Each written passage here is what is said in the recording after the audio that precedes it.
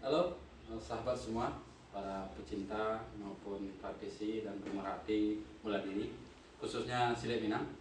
Kali ini saya akan mencoba menjelaskan beberapa teknik yang bisa diaplikasikan dalam kehidupan. Sebab pada hakikatnya seluruh teknik-teknik silat Minang memiliki makna dan pelajaran yang bisa dikembangkan dalam berbagai aspek kehidupan manusia, seperti masalah kesehatan, masalah pertanian, ekonomi, politik, sosial, dan lain sebagainya. Kali ini saya akan mencoba menguraikan tentang teknik silat Minang dalam kerangka dunia kesehatan.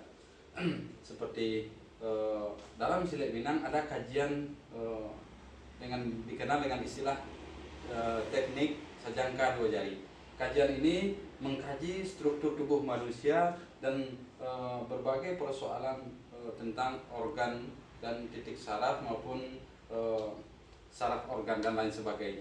Di mana sajangka dua jari dipelajari dengan jengkalnya cuma dua jari. Jadi titik saraf manusia ada di antara